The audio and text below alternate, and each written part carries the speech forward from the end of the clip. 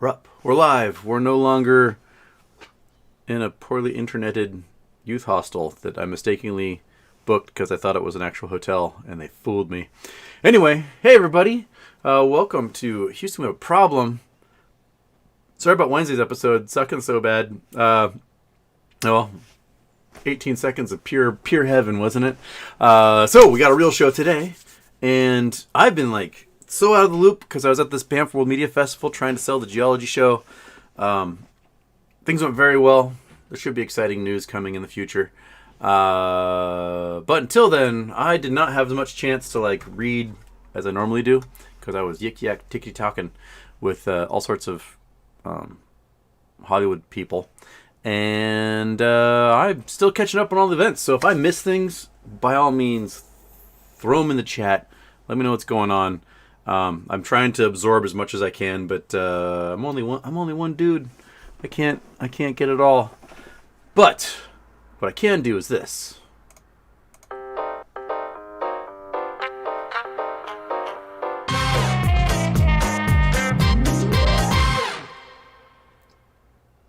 Woo! It's Friday. It's the only show of the week. It's intro off. You're not getting a second intro, I swear.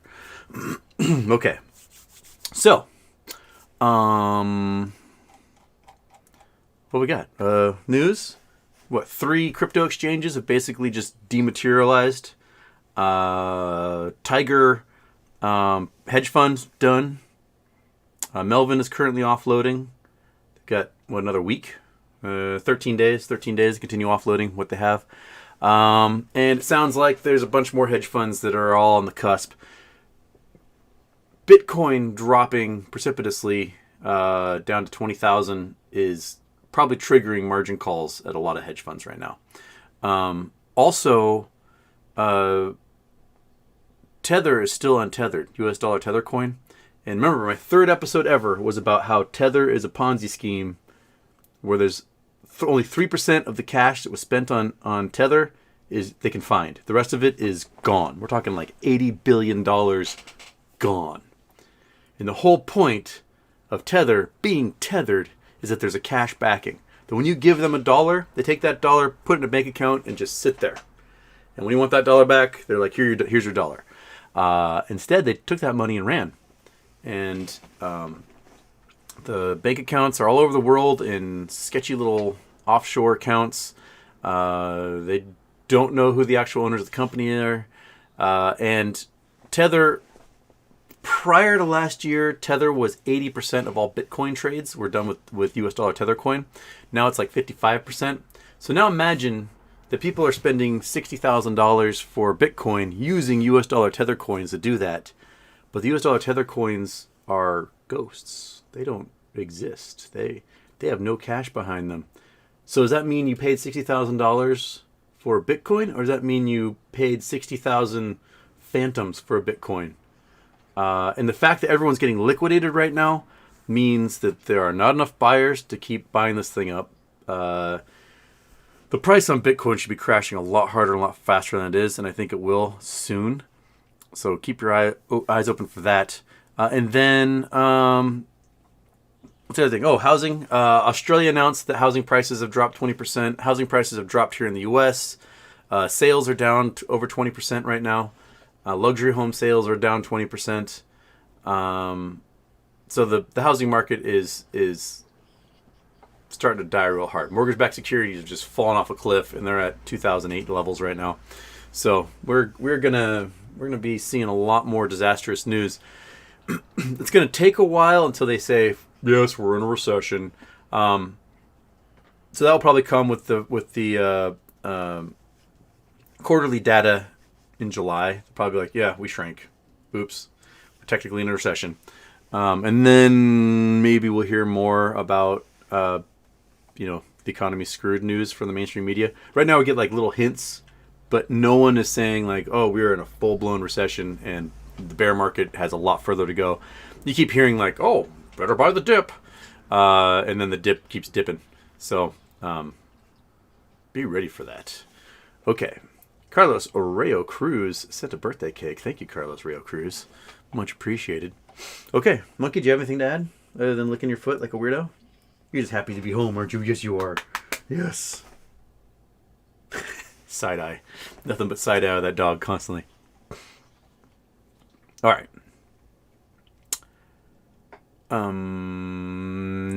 JL 2021. Hey, Houston. This is a bit old, but did you see Canadian astronauts can no longer rob and kill with impunity? Yes. So, everyone who goes to space, according to international law, is an envoy of peace and has diplomatic immunity from prosecution. Except they can be prosecuted by their home nation. That's if they choose to. So Canada has explicitly said that any astronauts who commit crimes in space will be prosecuted at home. And this was kind of the basis of my entire master's thesis, was the fact that all these people have diplomatic immunity. I mean, just imagine that right now it's Captain Hero of the Air Force and billionaires who go up into space and like, whoa, look at me, I'm in space, I'm doing space experiments. These folks are the Columbus, Amerigo Vespucci, Magellan, Captain Cooks of their day, right? They are the big name, highly trained, skilled people to go out and explore. Once that exploration has happened, the next wave that comes is essentially the derelicts. The folks who often immigrate to new lands are not the people at the top of the socioeconomic ladder. It's the folks who are desperate and they need a new start, fresh start, people avoiding crimes, prosecution. Those are the pioneers. And so because of the dangers of space, because of how many like crazy particles you get bombarded with, galactic cosmic rays, radiation, and the like, if you're going to be stuck up there for months or years mining material in dangerous conditions, it is not going to be the highly trained astronaut from the Navy or Air Force. It's not going to be the billionaire. It's going to be a bunch of really poor people from really poor countries that just grouped in mass in a shuttle and sent into space. And they're expected to go work and die in space for whatever materials can be gotten. The problem is that those folks will all, under international law, be envoys of peace and have diplomatic immunity. But can you imagine if the California Gold Rush was not only was there not like police or state authority in California from 1848 to 1851, so people just could just murder and not be charged with crimes. Not only was there no government in place, but if all those people in California then also had diplomatic immunity from prosecution in the future, that'd be nuts. So now imagine you send 100,000 poor people from some piss poor place in the world that are under Chinese management or under Jeff Bezos, and they're mining metals on an asteroid or H3 on the moon, and they can do whatever they want because they can't be prosecuted. It's going to be chaos, absolute chaos. So the Canadians were smart to like sort of get the ball rolling and be like, yes, we are going to prosecute these folks. But I think it's more important than having these first world nations do it, but have developing nations where the populations going to be doing the mining are probably going to come from, and have them step forward and say, okay, we are going to prosecute these crimes. It'd also be good if we, as an international community, revamped the 1967 Outer Space Treaty and installed like a space police force or something that could be there to investigate and charge and prosecute crimes. But we'll see. We'll get there eventually. And I've already gone off on a tangent and I haven't even started the show yet. Okay. Scott Pullen, Houston, big finish to GME trading day with price over 135, pushing calls in the money. How many calls are in the money? Ooh, I should probably go look at that because I did not look that up today.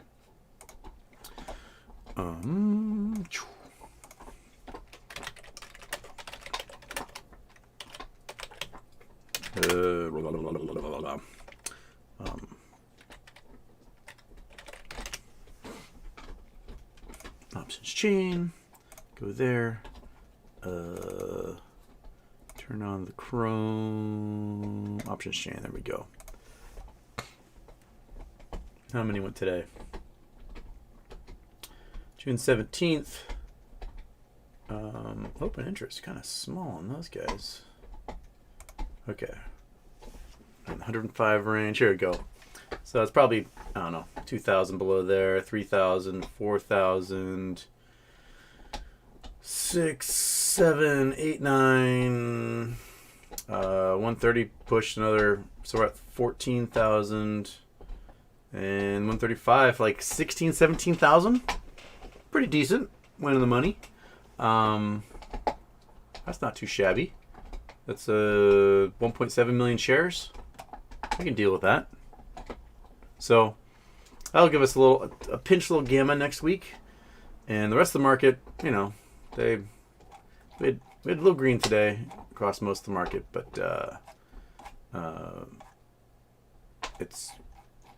there's a lot more to go. The bear market has still got a lot more to chew up. So yes, Slayer J1 J1. As far as mining asteroids go, would it be easier to try and land crash one on the moon and mine it from there instead of landing it and mining it wherever near Earth? That has been presented as an option. The problem is that oftentimes the asteroid just gets obliterated.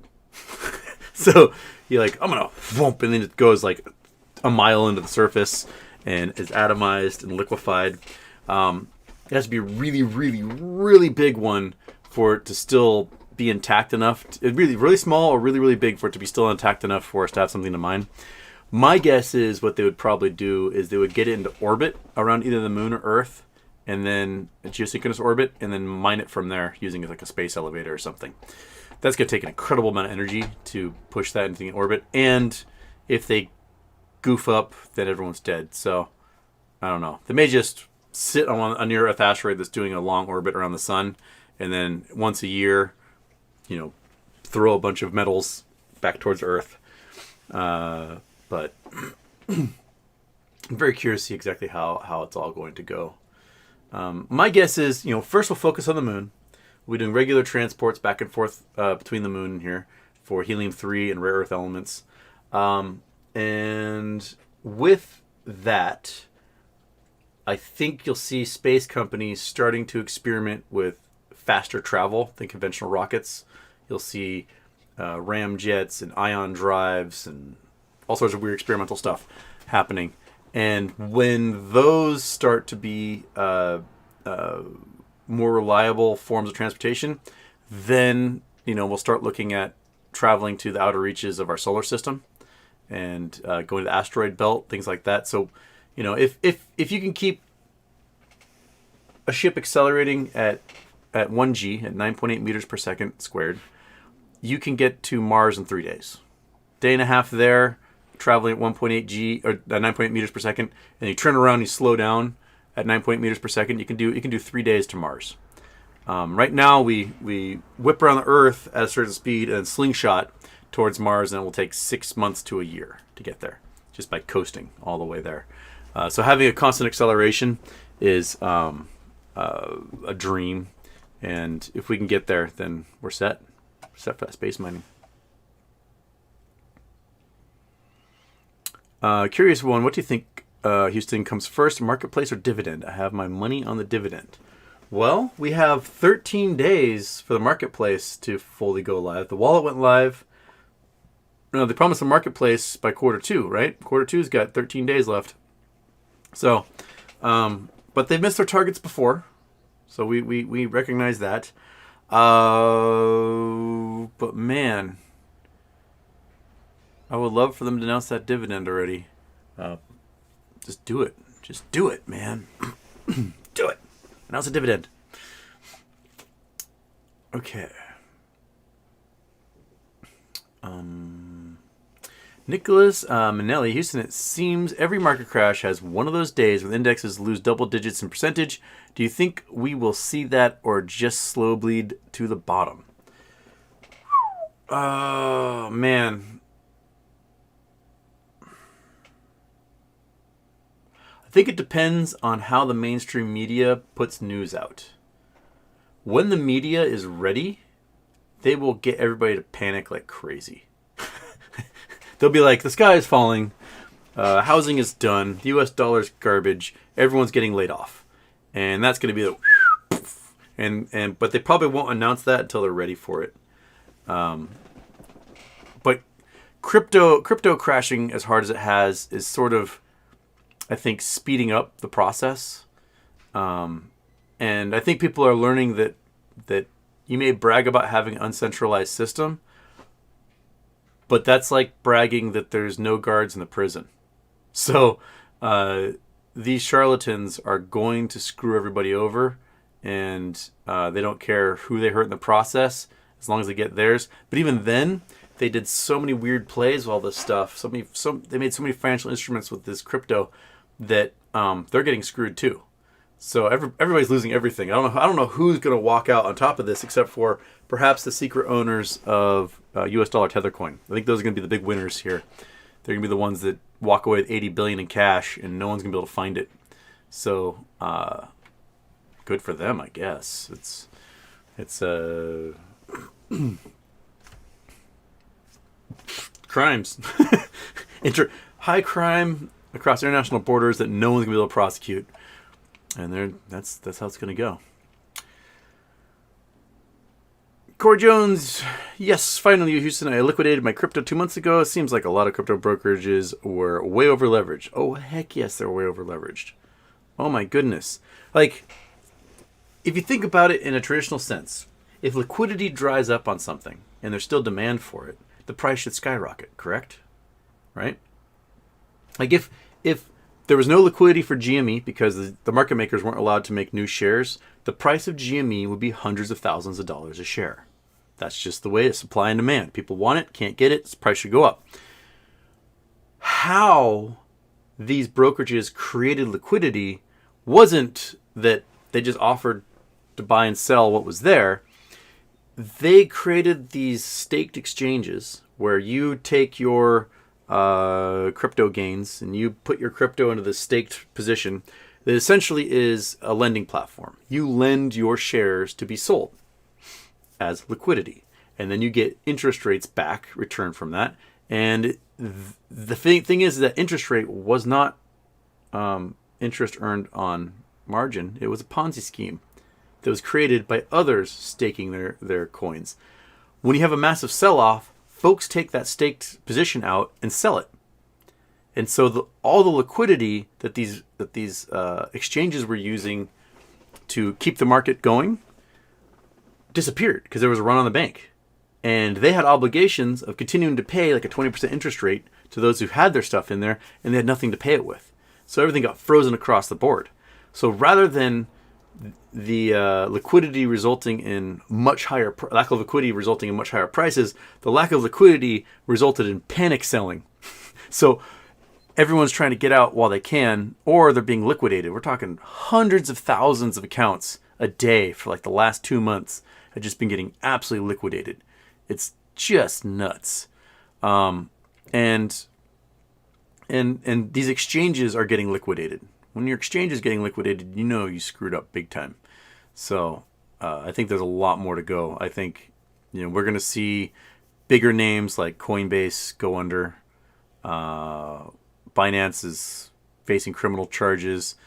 Elon is facing a giant lawsuit for RICO violations for basically pumping crypto like Dogecoin. It'll be interesting to see how all that stuff plays out. I don't know if the Elon lawsuit's going to go anywhere, but it's still, something of note to look at.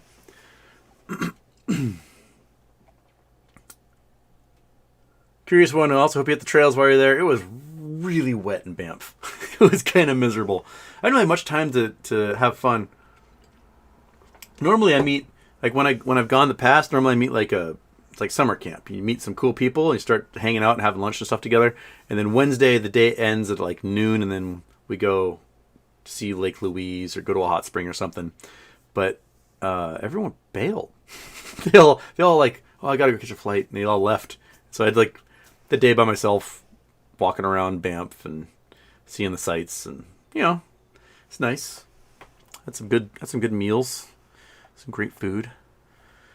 Some really spicy goat biryani. That was really spicy. I had to eat like so much yogurt to calm that sucker down. Okay, Drew still haven't seen the shirt yet, but nice shirt. This is a really nice shirt. This is a very high-end, very expensive Hawaiian shirt. I love this one. This was given to me by a coworker when I left to move to Hawaii for school. She was like, here's a gift from all of us to you. It was wonderful. Okay. SpaceX successful launch, successful landing of the booster. Excellent. Peace attack. Also, what do you think of study drugs being in academic settings as often as you have seen it help or hinder people? I have never seen study drugs help somebody. I've seen people who take study drugs think they're being helped, and then they produce a bunch of garbage. Study drugs are mostly just methamphetamines and fancy muscle car going by outside. I just don't trust methamphetamines to make people actually good at stuff. I think usually it kind of makes them think they're good at stuff, kind of like cocaine does. I had a friend who was on Adderall, and he described like he had intense focus, but not on the thing he should be doing. Instead, he went through like the 10,000 unread emails he had in his account rather than like writing the paper you're supposed to do. So people can get intense focus on that one thing, but it might not be the thing they're supposed to be focusing on. Don't take those drugs unless you have a diagnosed condition. I don't recommend it. I don't know. I don't even drink coffee in the morning, so I'm weird. People are like, "What's wrong with you?" I just have a glass of orange juice to start my day. So, yeah. Okay. And where was that one? I was. And Peace Tech also says, Houston, any tips on keeping organized? Do you keep a journal, to-do book? I don't keep a journal. I've tried in the past and then just never got around to writing anything in it. Sometimes I will make lists. I will, like, if I've got a specific thing needs to get done, like say, I have a big mining trip coming up and I have to organize, plane tickets for people, work on the truck, make sure I will make a list of like everything needs to get done before I leave on that trip. When I originally did the Banff thing, I really went all out and I gave away just a boatload of gemstones, and I made these little gift bags that were pay dirt, so just sand and a bunch of gemstones and gold inside. And then anyone I had a meeting with got one of these things with a gold pan, and I made a photo book of all my mining adventures and a DVD. I had my sizzle reel, and so I put these packages together, and I was quite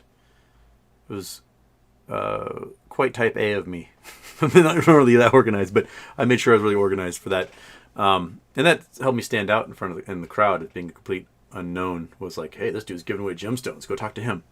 But I am a procrastinator for sure. Like if I've got a paper due, I literally do anything except that paper until I'm like, I have 6 hours. I have to do that paper now.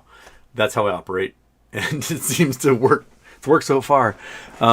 But I think everybody has their own system. As long as you find a system that works for you, then that should be your system. If what you're doing isn't working, then you have to just uproot and try something completely different and make it habit. And the procrastination thing also can totally hurt. My first year at Hawaii, during finals week, I got salmonella and was in the hospital. And so I wasn't able to turn in a bunch of my work that I had been doing last minute because I was in a hospital getting fluids and trying not to shit my brains out. So you can run into problems. If I just done my work earlier and turned in earlier, I wouldn't have had those issues. But, I was gambling. I was not expecting, I did not see myself getting salmonella and being in a hospital for that finals week. I totally was like, I will be at school turning these things in. So, you gotta deal with the hand you're dealt, I guess. Okay.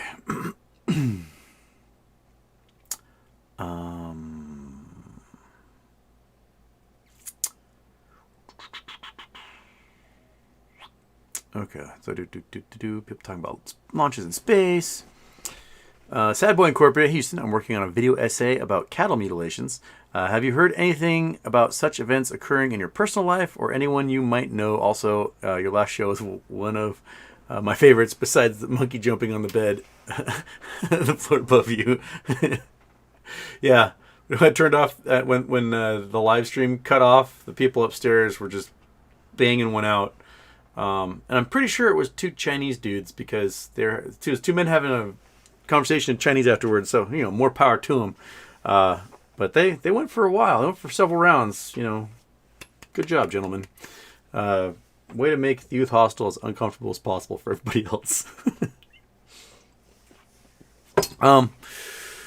Cattle mutilations. I've only ever heard of cattle mutilations through like alien movies. I don't know anybody who's ever had one on a ranch or farm of their own.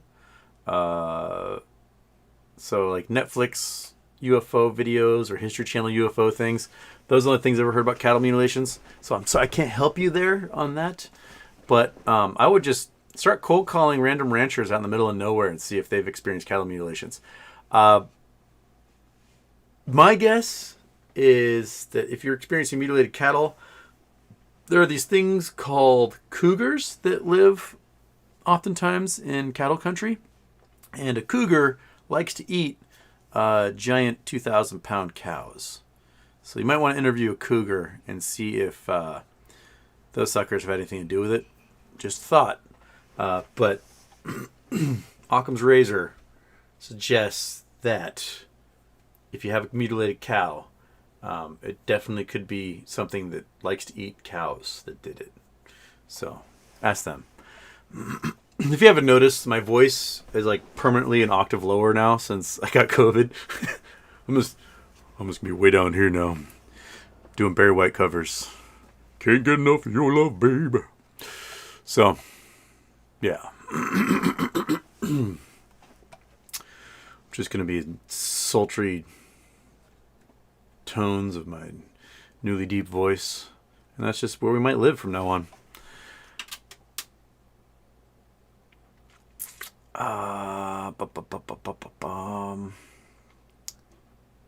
If anti-gravity will exist and help with G-forces. I don't know how anybody would make anti-gravity, since gravity is an attractive force. I don't know necessarily how you'd repel that force of gravity. And gravity is really strong over short distances. So I don't know what you could do to compound that. You can buffer people from the strains of G-forces. That's why in movies you'll see like people like in a tub of gel, because it helps keep the body from getting tons of pressure on them. But the human body can't take more than a few G's before blood drains from their head and they pass out. I remember when it was the racetrack in Dallas, the F1 track. What's the one in Dallas called? Shoot, you F1 people, if you're in here. America's Racetrack or something like that. I have to look this up now. F1 Racetrack, Dallas. Fair Park? No, that's not the one I'm looking. Dallas Grand Prix.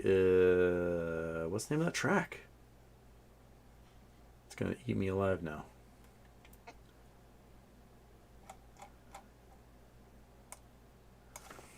Maybe just put Texas, maybe it's Fort Worth or something. Circuit of the Americas. That's the name. Oh, there we go. Okay. So when the Circuit of Americas got built, the first race was a kart race.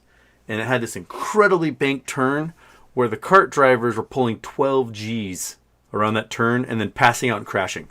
So they had to cancel the race, tear down a huge chunk of the park, and take the camber of that turn and lower it a lot more so they couldn't pull as sharp a G around it as possible. It reminds me of the suicide roller coaster. Have you guys ever seen that? It's just like goes into ever smaller and smaller loops until you die. Pretty fantastic. The human body can't take that many Gs. We can handle a few here and there. But you start getting to like 6-7 Gs for any prolonged period of time, and that's about it. We can survive a huge amount in an instant, such as a crash accident. You can hit like 40 Gs as you slap your head into the padded dash of your car or something and might survive that. But if it were like 40 G's for 2 seconds, it would just rip your body apart and just be just a bunch of goo.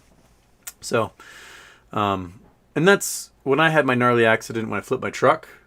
If you guys have seen the pictures of that.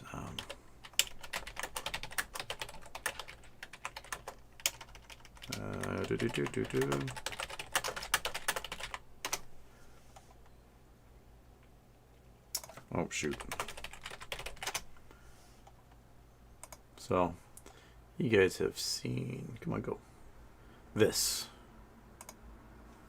This was August 26th, 2015. I flipped my truck in the desert, and it was brutal. I should have died, as you can see from the fact the roof is in the seat, in the passenger side. It was gnarly. I had thought about rollovers, what I would do in the situation where I had a rollover, how would I make sure I survived, and I'd seen like the circle track racer guys and their bodies fly out the window and their heads and arms get severed, and I was like, that's not gonna be me because they're just flying around. And so what I did was I would lie awake at night imagining if I was in a rollover, the minute I felt myself going over, I was going to grab that steering wheel, push away from my body as hard as I could so I could press my back into the seat. And if I got squished from the roof, nothing I could do about that either anyway. But if I happened to not, then my body wouldn't go out the window and, then I'd get my arm severed and then bleed to death, not be able to pick anything up out in the desert. That would suck. And the minute I felt that truck go over, that's exactly what I did. I pushed that steering wheel away from me as hard as I could, closed my eyes, and flexed every muscle in my body because I didn't want to leave that seat. And I survived with very minimal injuries. Basically, I pulled the muscles or tore the muscles in my traps really hard, holding on for dear life. But I got a little scrape on my leg, got some bits of glass stuck on my head and shoulders. But other than that, no head injuries. I was able to open the door on the passenger side. Let's get down to gnarly pictures. Keep going. So yeah, there's the gnarliness of the truck. Because I had this little triangle of life because it kept landing 4 times in a row on the passenger side and not the driver's side, and that's how I lived. And then the door opened, so I survived. Yay! Look at that. It looks so weird at this angle because it looks like I just deleted part of the truck. But there we go. Yeah, it looks like I just deleted this part of the truck or something. So wild. But yeah, I survived, I guess. Yay me. Don't flip your car if you can avoid it. That's my recommendation. So yeah. Let's talk about G-forces. I got totally on a tangent again about G-force. I totally missed some super chats here. Who did I miss? Natsuka Hirabayashi. Hey, did you check out DRV, the ETF that shorts housing? I was told, you told me, someone, is it you told me about it? Someone sent me a message to go check it out. That was while I was, I think, on the road, or I didn't check it out. DRV, I didn't check out DRV.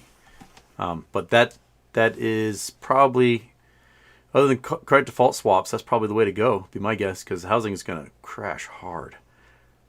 Andrew Stewart, how did the production company meetings go? Updates. Went very well. I will be meeting with them again. There's a few of them in Vancouver and one in Toronto. So I've got a couple more trips that I got to be doing. I'm not sure when the Toronto one will be. Probably after 4th of July. But the 29th, I'm driving back up. So I don't know if I'll have a show on Wednesday the 29th. So I'm going to do the charity show on that Tuesday. And then Wednesday, I'm driving to Vancouver for the day to go talk with some production companies. So, woo! I basically told them, I was like, one of you just needs to get me in front of a network. Whichever one of you can do that, you're the one. Because I've signed with production companies in the past that did not have that capability of getting me in front of the network I wanted. And what's the point of signing a deal with them if they can't get that done? So I'm pitting them all against each other. So we'll see who can get it done, because I want it. I want it. I want to travel. I want to show people the world, and I want to be able to educate you guys in a much more fun environment than just monkey butt sitting, licking your toes on camera here for you. I want to be able to have monkey butt licking your toes in the geologic wonders of the world. Right, monkey? We're going to get you a little doggy passport, and you're going to go around the world. It's going to be awesome. She agrees. You can tell by that side eye. She's like, I know. Yes, so it went very well. Thank you, Andrew. I also was approached by a professional podcast company about doing a professional version of this show. So I'm going to meet with them also and see what that involves, because the amateur version is an HD camera and a microphone and a license of Streamlabs. If they can get me a producer that I don't have to pay out of pocket, woohoo! Short clips finally getting on the internet. I don't know if they would do it like a call-in show or what. They may want me to do a geology show where I like do soundscapes of me walking on gravel and talking about rocks. I don't know. We'll find out. So, at any rate, if it's still fun and still informative, that's what I want to do. And meow meow, ever hear of the Serpo Exchange? Close Encounters of the Third Kind was inspired by it. Serpo Exchange? No. What's Serpo Exchange?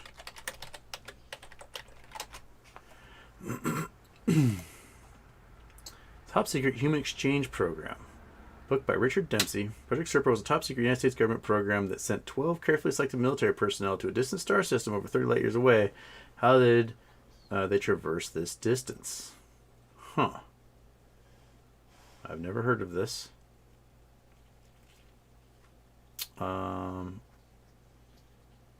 Is it just a book?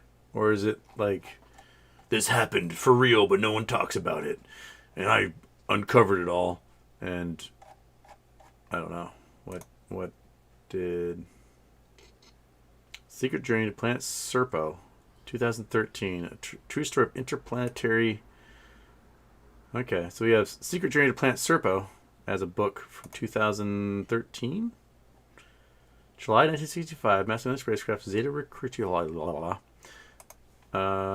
Reticuli star system landed at the Nevada test site north of Las Vegas. Following a plan set in motion by President Kennedy in 1962, alien visitors known as EBINs welcomed 12 astronaut-trained military personnel aboard their craft for the 10-month journey to their home planet, Serpo 39 light years away. November 2005, former and current members of the Defense Intelligence Agency directed by Kennedy to organize the Serpo Exchange program came forward to reveal the operation, including details from the 3,000-page debriefing of the 7 members of the Serpo team who returned after 13 years on the planet. Working with the DIA originators, the Serpo project, and the diary kept by Expeditions Commanding Officer Len Kasten chronicles the complete journey of these cosmic pioneers, including their remarkable stories of life on an alien planet, superluminal space travel, and advanced knowledge of alien technologies. He reveals how EBINs presented the U.S. with the Yellow Book, a complete history of the universe recorded holographically, allowing the reader to view actual scenes from prehistory to the present. He explains how EBINs helped us reverse engineer their anti-gravity spacecraft and develop technology to solve our planet-wide energy problems, knowledge still classified. Exposing the truth of human-alien interaction and interplanetary travel, Castron reveals not only the EBINs have returned to Earth 8 times, but also that our government continues to have an ongoing relationship with them, a relationship with potential to advance the human race into the future. Well, now I know. People went to Serpo. Serpico. No, I had not heard of that before. Because they had kept it a good secret. If they managed to keep this from me for the last 9 years. Right, monkey? She's like, I'm out of here. Just in my head, as a poor, I have no idea how owning a house works. If the value tanks 20%, do you still owe the big number, or does your rate and payments change? You still owe the big number, as known as being underwater. So if you owe more money than the house is worth, you are underwater in your mortgage and you're screwed. This is when you talk to your bank about doing a short sale. My sister and her husband both owned houses prior to their getting married. They got married in 2008. And he kept his house and was renting it out. And they lived in her house for like a year. And then the entire economy collapsed. And my sister's house both their houses were worth far less than what they had paid for them. And they still owed, a bunch of money on it. So what they did was they talked to their banks. They did short sales on both homes. They sold the homes for less than the value of the home, and the bank just wrote the rest off as a loss. And then they bought another house while the market was complete like shitter, and they got a screaming deal, and now that house is worth a fortune, or was worth a fortune as of 2 months ago. So that's what you do, or you just wait it out and you keep paying your mortgage on a house that's not worth as much, and then hope in 10 years it'll finally be worth what you paid for it again. That's kind of the other way of doing it. The third way is the hope your mortgage has been sold a bunch of times and they can't find the promissory note when they try to foreclose. And so you take them to court. If they can't provide that promissory note, you get the house, which happened with several people. There was a famous incident of a guy, it was with Wells Fargo. Oh, shoot. I've told the story before, and now I can't remember the details. Somewhere in the West, Colorado or Arizona or something. And he had taken out a mortgage. The mortgage got purchased by Wells Fargo. He defaulted on that mortgage, and they wanted to evict him. He went to court, and he's like, hey, show me that promissory note. And they're like, we don't have it. And the judge is like, well, if you can't prove that he owes you money, then he doesn't have to owe you any money. So, sir, the house is yours. And they awarded him the house and legal fees. It's like $9,000 in legal fees. And so he's like, all right, pay up, Wells Fargo. Wells Fargo's like, screw you. But in the state he was in, if they don't pay legal fees, you can seize property. So he put a lien on like the local Wells Fargo branch and everything inside of it. And they had 24 hours to pay him the $9,000 or else he owned the bank branch. And so they desperately got the $9,000 because they didn't want him owning, like, everyone's safe deposit boxes and the cash and the vault and all that stuff. It's a pretty funny story. I think it was Wells Fargo. I might be making it all up. I don't know. But so yeah, if you're underwater, and you still owe that money, and the bank still owns your house. It's just that you owe more than the house is worth, and that's when people start selling like crazy and their homes start getting foreclosed on. Because if your mortgage is $3,000 a month, and you're going to end up paying way more than what the house is worth, then you just stop paying. You may as well stop paying, live in your house for free for a year or two until the bank gets around to being organized enough to evict you, save that cash, and then buy a house again. When the market is like way lower. Then buy your own house back at auction for cheaper than you paid for originally. Those are all, ways of getting around the system, I guess. So, yeah. Okay. Where am I? I'm still behind in the chat here.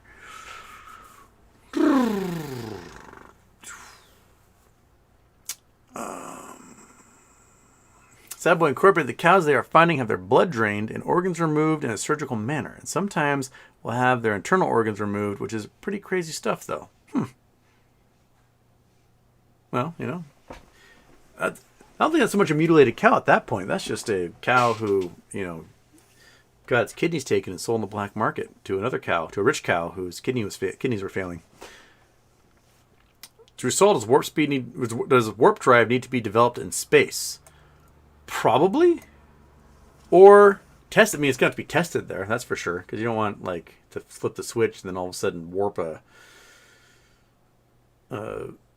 research building across campus. But yeah, my guess is once we're in space frequently and we've got research labs and production facilities up there, then we will be doing stuff in space. Jeff Bezos has said his entire plan with space, beyond mining and getting tourists up there, is all the toxic crap we do on Earth now, we can do in space. Because you can't, flood space with carcinogens and worry that it's going to give people cancer. It's outer space. Who gives a crap? It's full of carcinogens anyway.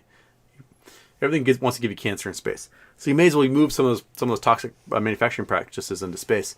So we might see lots of R&D going on up there. Happen soon. A lot of space questions.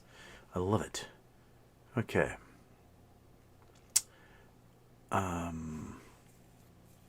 Another hot green Martians for Captain Kirk. Yes, there's lots of them. Martin, all the way from Switzerland. How can the light that reaches us from 100 light years away be red? Color photography didn't exist back then. Well,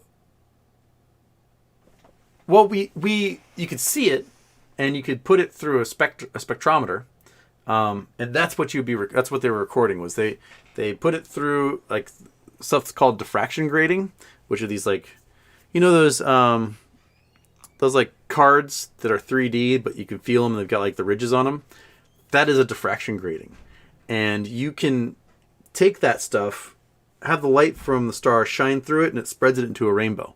And so you can record which side of the spectrum that rainbow is dominated by, and that's how they knew what color a star was. And that's, you just record the spectrum of that star.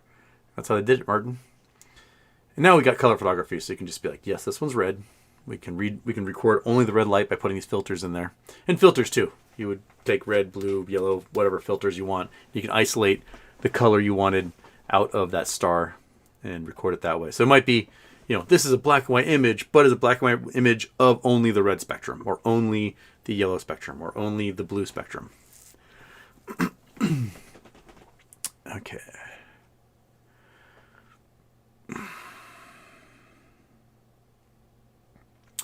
Moon Ape Houston. Oh, shoot. I was about to read Moon Ape thing, and then the chat reset.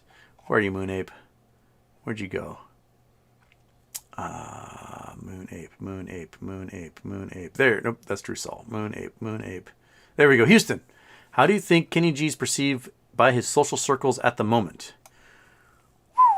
I don't think people liked him to begin with. I don't think he's ever been someone people are like, yeah, Ken's a good friend to have. I think he's someone they respected.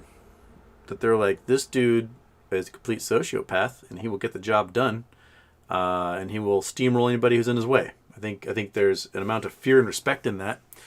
I think there's more people that probably hate his guts than like him as a human being, but that doesn't mean that they don't respect him.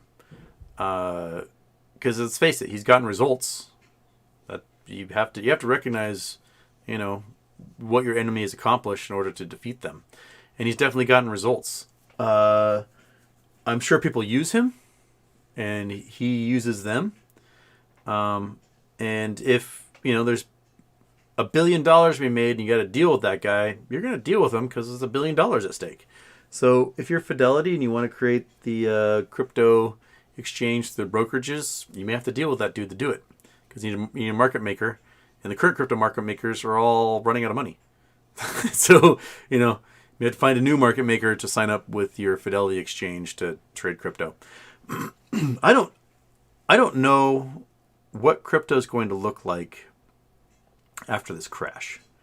You may have, Bitcoin, Ethereum, like those big two. Most of these shit coins are going to be gone. I don't know how many Tether coins there are going to be. And if the United States government and the Fed create their own dollar crypto, then the Tether coins are going away because people just use that crypto dollar. But I don't know how many of these things are going to exist, and if they're going to be going to crazy high prices like they have before. The last time crypto did a big old crash was from 18,000 down to 3,000. And from 2017 to 2020, it dropped from 18,000 down to 3,000. And, screaming, great time to buy. I wish I had some from then. But I just don't see crypto ever actually being used as a currency. Because, no one wants to spend something that could be worth twice as much the next day. It just reminds me of that dude who spent like 11,000 Bitcoin to buy Domino's Pizza. Who wants to be that guy, right? So you're not going to use that currency because the currency is not steady. It is bouncing all over the place. Its volatility is crazy. And so you if your currency has insane volatility, no one's going to want to use it to buy stuff with. It's purely going to be held in a speculative sense. And since crypto doesn't give you access to tangible assets, then it becomes a greater fool theory. try and pass it off to somebody else. And in the end, what you want are dollars. That's how they measure the value of this stuff, is dollars, dollars, dollars, dollars, dollars. They may poo-poo fiat all they want, but they measure the worth of this thing via fiat. Therefore, it is tied to fiat. Chicken lover. How this inflation will affect GME AMC.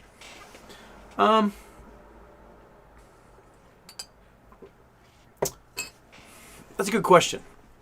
As in regards to sales, they may actually see some downward trends, because going to the movies and playing video games is a discretionary income activity, and if discretionary income is evaporating due to high gas prices and freakishly high rents and mortgages and food, then people will have less money for entertainment expenses like movies and video games.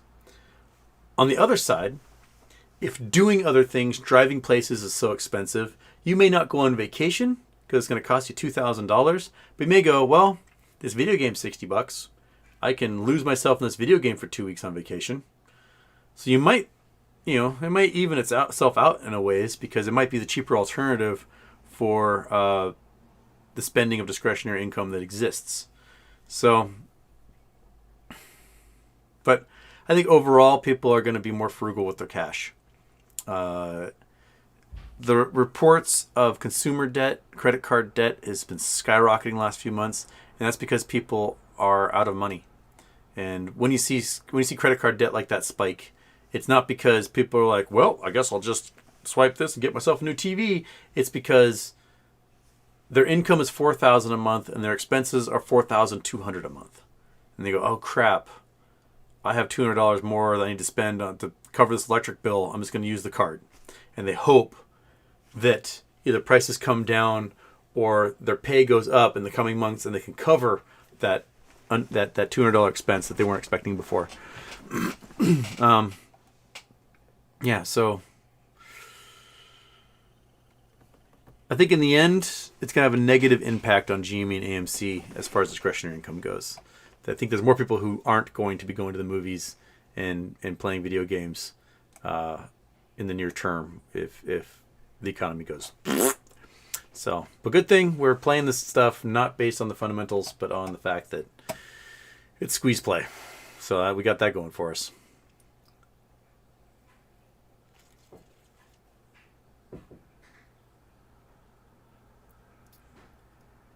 Okay. Scott Pollan, GME today, brokers are liquidating expiring calls 1 hour before close. Price ran to 135, where many calls would have become in the money after 670 expiration or sold. Yeah, you've got to tell a broker specifically, I intend to execute. That's yeah. Otherwise, they're going to sell them and they go, oops, oh no, we just saved ourselves $1,000. Javi A, IMX is holding its own, dropped to 60 cents, but been going to 80 cents, not connected at the hip since the nasty Bitcoin drop. Lazo sold BTC for pizza. That's who it was, sold BTC for pizza. It's like a boatload of BTC. Yeah, it's okay. IMX is bouncing around there. I think LRC, IMX, they won't be as affected as others because they're being used for a purpose other than just like speculation. They're being used to provide liquidity in this coming GameStop marketplace, which is a much more tangible reason for blockchain. Like just minting a digital coin, like this is a coin, it has value because someone's going to buy it from me, doesn't really mean much. But if you've got something like a video game, this is a video game. I've minted it with an NFT, and so I can play it, and then when I want to sell it, I can put it on the marketplace and somebody else can buy my video game. Done. Tracks who owns it, the developer gets a 1% commission, and it moves on to its next life.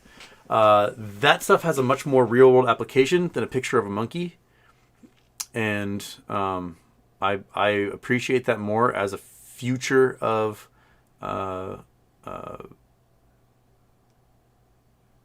use of this blockchain technology.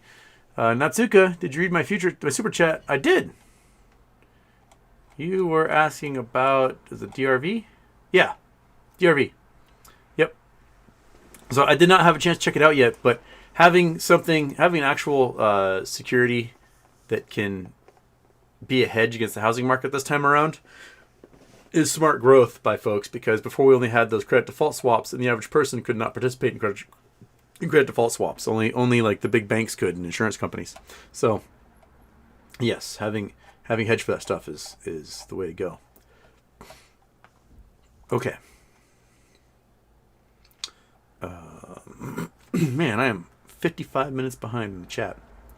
You guys are so good at getting me behind.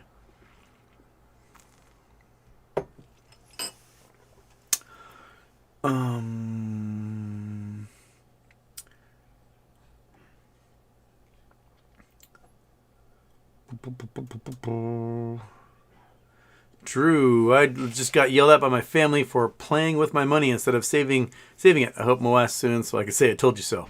I mean, your money isn't going down like everybody else's investments, so oops. Right? You know, you lost everything in your 401k in the last 2 months. My money has been totally flat. I'm not losing anything. Bitcoin. Look for a huge glut of boats on the market as people try and sell them. No buyers. Yep. Yeah. People don't buy boats when their house is in trouble, or the rent went up, or boats and RVs may start going back in the market. Tons of folks bought RVs during the pandemic because they were working from home or they're on unemployment, and they could just sit in an RV and travel the country and be fairly, they could do that while social distancing. And so RV sales went through the roof. But if people are like, well, I've got my little RV or my house that has all my belongings and everything, and which one is it going to be? They're going to sell the RV. And if you have an RV and you're selling it, probably now versus 4 months from now will be the time to do it, because 4 months from now, no one's going to have any money to buy an RV. Or you're going to have people that lost their house and need an RV to live in by buying the RVs. So, desperate people. But yeah, Bills, you're totally right. There's going to be a huge glut of boats. Also, what happens during this time, and it happened in 08, 09, was boats getting scuttled for insurance money. That will start happening a lot. So you have somebody who has a nice boat, it's worth $50,000, $250,000. They will take that boat out to the middle of the lake, a little middle of the harbor, and they will just sink it, drill a hole in the bottom, and ditch it. And then they'll be like, what happened to my boat? I don't know. I'm going to file an insurance claim. My boat's missing. Someone stole it or whatever. And they're going to get their money out of it that way. So expect to start reading stuff about boats sinking, yachts sinking in harbors around the country soon. And lots of sales and lots of seizures and auctions of these boats. People that aren't able to pay their moorage fee, getting their boat seized and sold at auction. So if you are into boats, it's a great time to pick one up. Next year, probably, when all those mortgage fees end up going into foreclosure and people get boats on the cheap. So, excellent observation, Bill. Excellent observation. Okay, where was I?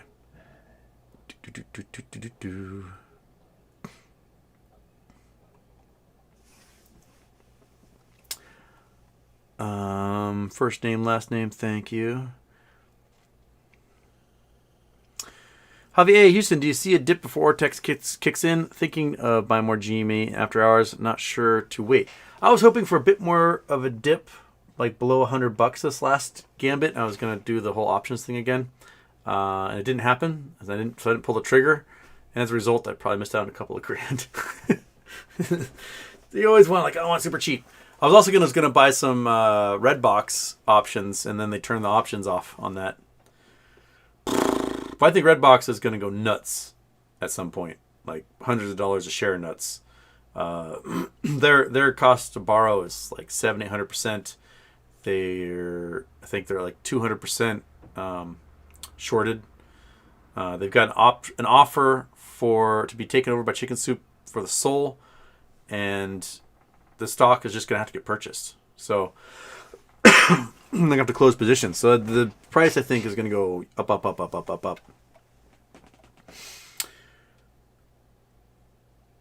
Okay. Oh, and there's Chris R. How about them shutting off the buy button for Redbox? Yeah, it's the options. They just close the entire options change to close only. So I wish I had gotten some like last week, but I was at this thing in Banff and not paying attention to anything, so I missed out. We all miss the boat constantly. That's why we're here. Josh, Pep House, Tennessee. Because of your future show, I celebrate you, bro. Thank you, Josh. I'm pretty stoked. I think if I don't want to get my hopes up too high because I got my hopes up two times before and then just disaster happened. Now I'll sign a deal with the network and then monkeypox will shut the world down or something. But if everything goes right and everything works out, I talk to a network, get a deal with the network. Hopefully get a deal with the network in the fall, which means we can do prep for the show and be filming by next spring or summer. That would be just fantastic. Also means I need to go back to the gym and start looking good so I can shovel my shirt off and have all the ladies go, oh my, and Jimmy D write me love letters. So expect to get Buff Houston back. I got to go back to the gym, get gnarled. So, so I'll start that tomorrow. I don't have time. I got to do a field trip with my students tomorrow. Maybe Monday. Maybe Monday I'll start getting buff again. And then Tuesday I'll be like, I'm so sore. I can't make my arms straight. Zombie Houston on the attack.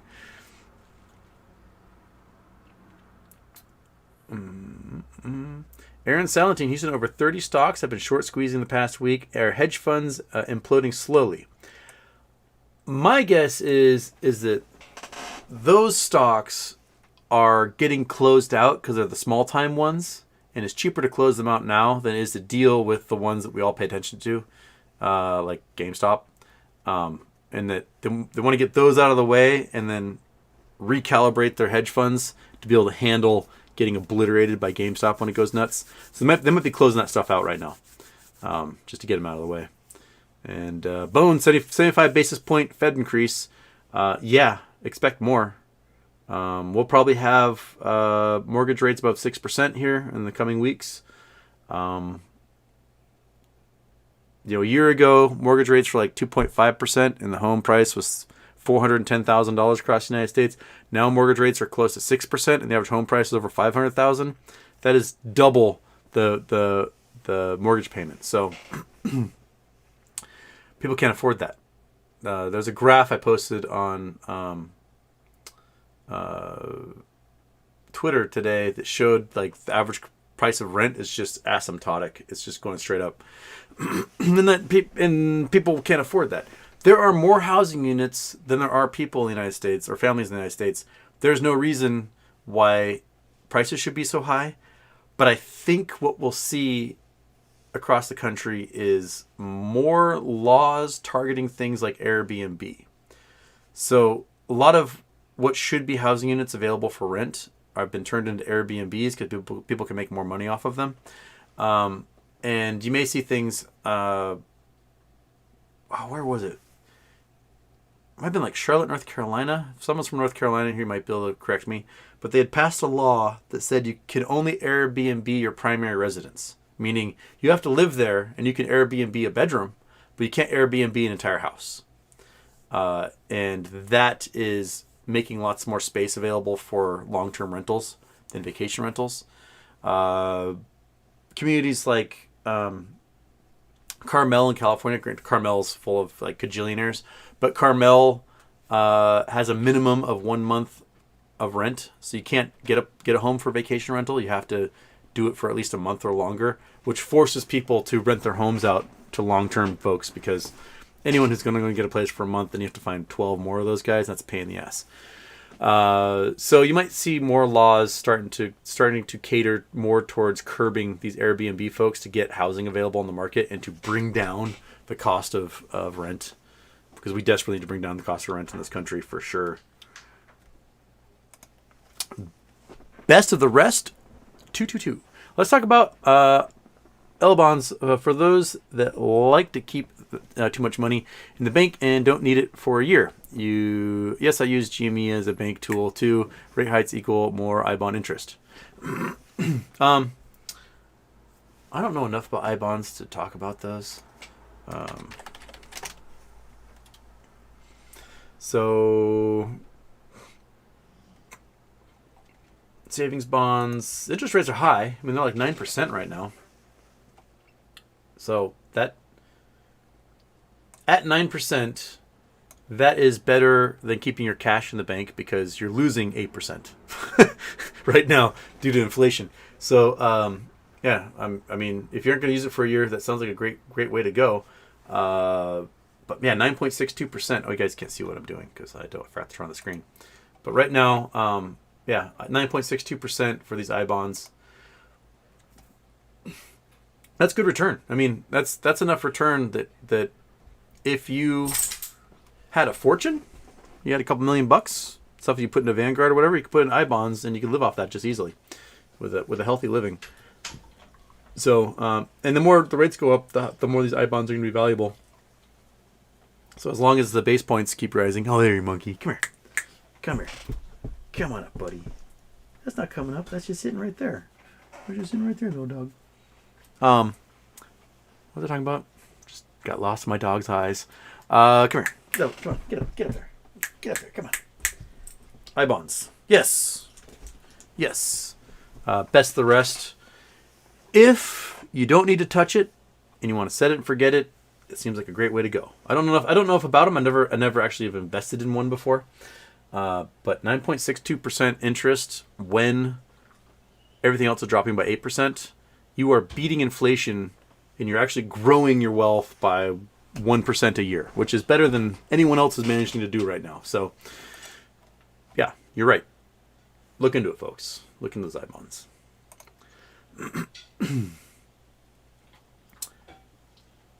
Keeping it breezy, it was Georgia about the Airbnb thing. Oh, thank you. I knew it was somewhere in the south. North Carolina, Georgia, somewhere in the southeast.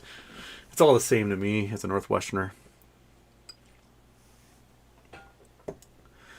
Guitar stuff, Houston, best guess, when divvy. Ooh, when divvy? I mean, my best guess was they'd announce it like the day after our meeting and then set the date towards the end of the month or something for the date of record. They haven't done that yet.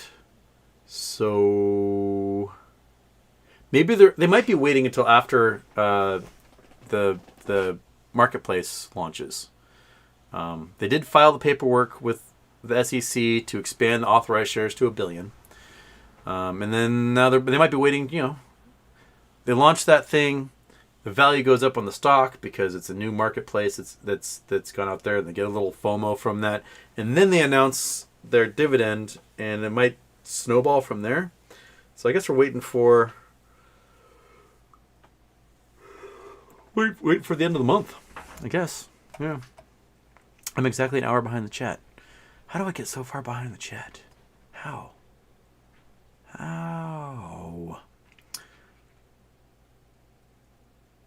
How I Met Your Moas, Houston, why were you not named the board of AMC? I demand a recount. I heard people had nominated me. Apparently they just got straight up rejection letters saying no. So I'm not part of the Good Old Boy Network. I don't have a membership to a golf club. I don't think they want me around. So, oh well, it's worth a shot, right? And no, I didn't get to watch the AMC shareholder meeting. I was driving all day, so I was doing that. I did get to listen to radio stations about once every hour when I got to a town that had a radio station. Here's the messed up thing. All right, I posted this to Twitter. Gas prices in Canada are insane right now. They're like $8 a gallon, maybe more in some places. $5 a gallon in the U.S. In the past, right? Like I do a drive to my land out in Northern Ontario, the family land out in Northern Ontario, and driving through the U.S. in my truck, the green one that I crashed, I would get like 15 miles to the gallon. If I was lucky, maybe 16, 17, maybe if I was lucky. And in Canada, with Canadian gasoline, I would get 22 miles per gallon. Right? So I borrowed my dad's truck for this drive because all my vehicles are completely just toast right now. My dad's a little Ford Ranger. And in the U.S., I average 17.132 miles per gallon. In Canada, I averaged 22.755 miles per gallon. In the past, the gas prices weren't that different, maybe like 10-15% more expensive in Canada. So if I was getting 30% better gas mileage in Canada, it was actually cheaper to drive through Canada than it was to drive through the United States. This time around, the price difference is like 70%. So even though I got 30% better gas mileage in Canada, it didn't save me any money. But it got me thinking about, why does Canadian gasoline give me much better gas mileage than American gasoline? I think it's because Canadian gasoline doesn't have additives. There's so much of gasoline in the United States is additives. Those additives are meant to like keep your engine clean or to bond with pollution particulates, and that stuff that isn't combustible. They're just like going through the catalytic converter and hopefully minimizing the amount of pollutants out there. But you end up using 30% more gasoline than you do if you were driving in Canada, which is just asinine. It's sort of like the reason why we don't have as many gas-saving diesels in the United States as places like Europe is because of the way we have our particulate laws. When we look at it is, how many particles per gallon are coming out of the tailpipe that are harmful. And if it goes above, this 50 parts per million or whatever, then you can't use that engine.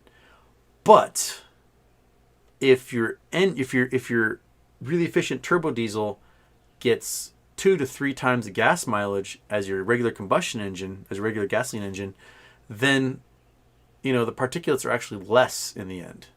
The gasoline engine, let's say the gasoline engine does 40 parts per million, and the diesel is 50 parts per million. So you go, stop it. But if you do it as parts per million over time, the diesel engine actually has fewer particulates that come out. Because you're getting 80 miles per gallon in your little Nissan, that same equivalent Nissan, you're getting 37 miles per gallon with the gasoline engine. We need to kind of change our laws in that regard and perhaps look at fuel consumption overall based on the gasoline we use over like how many particulates are leaving the tank over that period of time. If we're saving 30% more gas by using the Canadian non-additive versions, then maybe that's what we should be doing to ease up on particulates in the atmosphere. It's I don't know. I spent much of my drive fuming because I did 22.755 miles per gallon in crazy Rocky Mountain highways, driving like a bat out of hell. And I get to Idaho, I fill up the tank, and I drive across the flatness that is the Columbia Plateau, and I did, 5.5 miles per gallon worse on just flat, straight stretch of highway that should be saving me fuel versus the mountains that go like this. Doesn't make any sense, man. It's pissing me off. Yeah. Oh, hot boys and girls are here. Yay, naked fun. Welcome, guys. I missed you. It's been a week. Haven't been able to do a real show. Haven't have the hot boys and girls show up. But welcome as always, and deleted as always. Okay. Oh, and that reset. Okay. So that should cut off a good chunk of the show that I was missing on chats. And of course, there we go. We are at, hey, that just jumped me up. I'm now only 43 minutes behind in the chat. Awesome. Because reset. Bones, Houston. Is there zero gravity in space? I can't imagine how spinning a space station would create G-force. Wouldn't the SS just spin hitting everyone inside? SS? Shit show? Okay. There is gravity in space, but what you experience in space essentially is free fall. Or you're between spheres of influence, so you don't have enough pull from one celestial object or another. How spinning something creates gravity is the same way that, as a kid, you ever put like a tennis ball in a bucket or a bucket of water and spin it around, and you're like, look, this thing's going upside down, it's not falling out. That centripetal force, or centrifugal force, as people like to call it, is you're adding energy to the system, and that stuff wants to leave on the tangent. So if you let go of that bucket, whoa, it's going to leave on a tangent to the circle you were making and go off until, you know, the other forces of nature take over and slow it down and drop it to the ground. And if you somehow release the bottom, all the water would fly off in a tangent as well. So you would create an atmosphere or an environment inside that object that would spin just enough that when you entered that object, you would have momentum given to your body by that spinning apparatus, and it would want to throw you out of the ship. But the floor that's created is keeping you from flying out. So you are that water in a bucket being spun around. If you spin it too fast, everyone's going to vomit and pass out. If you spin it just the right amount, you're going to experience that 9.8 meters per second squared that is being in a 1G environment. In space, like if you're orbiting in space, you are in constant free fall. And I don't have an object that I can really use as a example. But here, I'll draw a picture. We'll go to the pictures here. Where is... Okay, take you. Come on. Go over there. Click on that. Go there. Turn off you. And MS Paint. Sweet. Okay, so I need to make my brush bigger so you guys can see everything I'm doing. All right, so you have the surface of a planet, right? And we have a cannon. There's our cannon. There's a fuse. All right. And the cannon goes boom, and it fires a projectile that eventually hits the ground. Blink, a few miles away. And you put in more gunpowder, more gunpowder, more gunpowder, and the cannon goes boom, and it goes a little further, and eventually falls back to the earth. Now, with the really big guns that were in World War I that could shoot 70 miles, they literally had to calculate in the rotation of the earth. So you'd fire something and the earth would be rotating under it. And so you had to lead your object so you could actually hit your object because that rotation of the earth, the Coriolis effect was in effect. But if you have, let's go, let's erase all these. If you have, you got a planet, right? And you have a cannon, your big old cannon. And if you fire that cannon powerful enough, you can get this object to go boom, and as it's trying to fall to the surface of the earth, it misses the earth and ends up falling around the earth. You've entered orbit. You're in free fall. And to get that in low earth orbit, you have to be going like 17,000 miles an hour, 1,000 kilometers per second or per hour.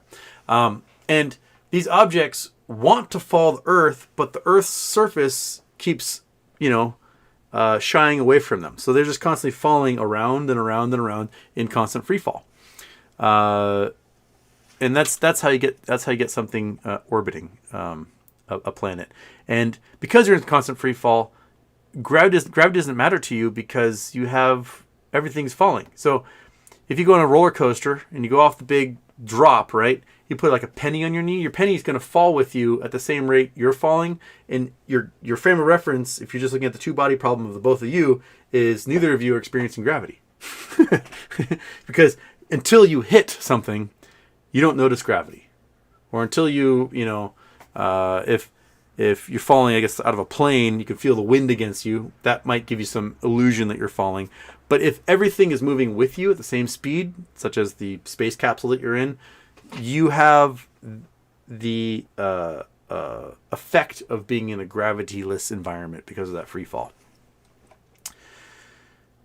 Same thing with a ship coasting between two planets. Boom. Boom. Hope that worked for you.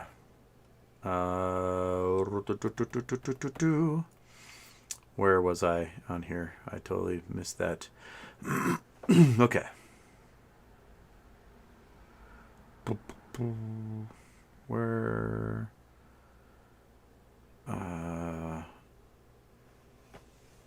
Well, now people, at the part of the conversation, everyone's talking about dirt cars and sprint cars flipping wildly because I was talking about dirt track racers flying out. Man, those YouTube videos of dirt track racers, the car flips like 30 times. You just scramble brains at the end of that one. I don't know how you pop out of that sucker and like pump your fist to the crowd after you've just been like, wah, rolling down the track. Okay. Where are we? Renzo Riga, what did you think about Adam Aaron's tweet to the effect that there is no reliable evidence that there are synthetic shares? Also, very strange timing for that tweet. You know, Adam Aaron is like, we've done 6 censuses of our shares. We keep coming to the same number because Adam Aaron is only counting the shares they've issued. That's all he's done 6 times in a row. He's like, whoa, I want to find out where our shares are. And so they go and they count their own shares. They're not counting the synthetic shares that we know exist. Because to do that, you have to get the brokerages and the DTC to do the counting for you. And they're not going to do the counting for you. Because they don't want you to know how many synthetic shares exist because they know it's an entire giant criminal organization that they're operating. So Adam Aaron basically, parroting the lines of the DTCC and these market makers being like, there's no synthetic shares out there, while we can read the FTDs that get published every month. We know there's synthetic shares out there. Why? Because there's millions of FTDs every month. That proves to you that there's naked shares. We know the business model of the market makers is to flood the market with fake shares to keep the price suppressed. And that we know when the market maker computer also doesn't have access to flooding the market with those fake shares, we see the bid-ask spread go to insane levels instantaneously and they shut the market down. They've done what, 3 times this year? They've stopped trading for either GME or AMC for a moment when the market makers no longer have access to the market and the bid-ask spread jumps to $400,000 a share, $600,000 a share. That is specifically showing you that the only liquidity available is fake. That if they didn't have these naked shares, that liquidity would be gone and the bid-ask spread would be insane. That, the only shares you could get would be for hundreds of thousands of dollars a share. This is the garbage from Adam Aaron that has been pissing me off since June of last year. He does not go out on a limb and directly say, screw you short hedge funds, screw you Citadel, like other CEOs have managed to do. He specifically uses language that is the language that those short hedge funds and Citadel would want him to use, right? So I want somebody with some friggin' cojones running AMC and just giving the finger to these hedge funds. It's just soft, man. We need a little more balls, a little more gumption, a little more fortitude in our CEO. And, buying gold mines that can't produce an economic amount of gold is not going to be the way to get it done. It just isn't. Best adult dating site. Welcome back.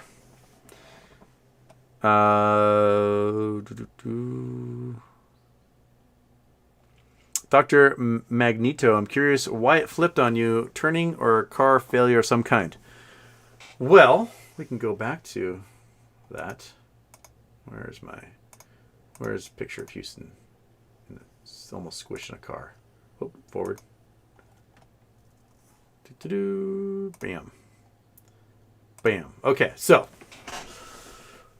the short version of the long story, which I'll post it here. You can read the whole thing. And the previous articles are fun too, because you learn lots about geology. It's in the chat if you want to click on it. Basically, before I went on this trip, took the truck to mechanic. Mechanic's like, well, it's pretty good, but you might want to think about replacing this front suspension. And I was like, well, it's still, still bounces. We're cool. How much going to cost? He's like, yeah, $2,000. I'm like, yeah, we're not doing that right now. I've learned my lesson that when the mechanic says replace your suspension, I replace that suspension. So I'm on this dirt road, and so there's the Jarbidge Mountains in northeastern Nevada, and the kind of the foothills, the ridges that come down. There's little rolly hills, the south side of that mountain range, and the turns can be blind, and so you're on dirt roads, 2-lane wide dirt road that's graded, it's county road. And so I was coming up on a right turn, but it was off camber because it followed the ridge down the hill. And I pulled up high just in case someone was coming the other way because I can't see, it's blind. And as I'm going around the corner, the speed limit's 40 miles an hour on this dirt road. It's fairly nicely maintained. I'm going around that turn, and whatever had graded the road just left this dune right across the road. And so my tires, which were turned ever so slightly, hit that dune, pushed in almost horizontal, and spun the wheel in my hand. And the back end immediately swung around, and the truck just started flying over. And the minute I felt like the tires on the right side leave, that's when I grabbed the steering wheel again, pushed myself against it, and just went over and over and over. I landed... when you're in a situation like this, like seriously, your life flashes before your eyes. I had the thought of, oh, this is what being decapitated is going to feel like. Get some regrets that pop in your head. And I counted.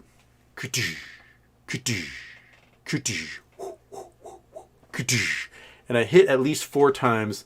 I flipped at least 5 or 6 times. I think I managed to do maybe 2 rotations in the air at one point without touching anything. And then I landed upright. When I opened my eyes, This Corrosion by Sisters of Mercy was blaring on the stereo. I opened my eyes, and I was like, oh, like my decapitated head is going to get to see what it's like to die. And then I didn't die, and I was like, that's weird. Huh. Well, I looked down, like I'm still attached to my body. Oh, I've got a grave wound. My neck felt like it hurt a lot, so I'm like, oh, I sliced my neck open. I'm slowly bleeding to death. This is how I'm going to die. And I went, put my hand there, and there's no blood. I was like, huh. That's weird. I probably have a giant head wound because the roof of the car smashed in the head a bunch of times. I'm going to slowly die from like brain swelling. And I put my hands through my hair, and there was no blood. I was like, what the heck? Well, obviously I broke my spine, and I'm just going to die here sitting in this car and not be able to like get out. But my toes wiggled. I was like, huh, weird. And I just slowly did triage on myself as shock was like setting in. And I was like, I don't think I have any serious injuries. That's crazy. And I had attached an illegal antenna amplifier to my CB radio, because normal CB radios were like 10 watts and they could broadcast at most 5 or 10 miles. And so I had a 120 watt amplifier that could allow me to broadcast like 130 miles across open terrain. And so I was like, oh, this is exactly what I have it for. I can flip this sucker on. I can say, Mayday, Mayday, I crashed my truck, I'm dying, come help me. And they can come arrest me for having that illegal antenna amplifier, I don't care. And I turned that sucker on, all I got was static because the antenna had ripped off the truck. Oops, didn't think about that as being a possibility. And I was like, well, I am probably 20 to 30 miles from the nearest paved road. I hadn't seen anybody in 4 hours. It was definitely very lonely out there. I was like, well, I have to walk, because I don't know if anyone's coming by today.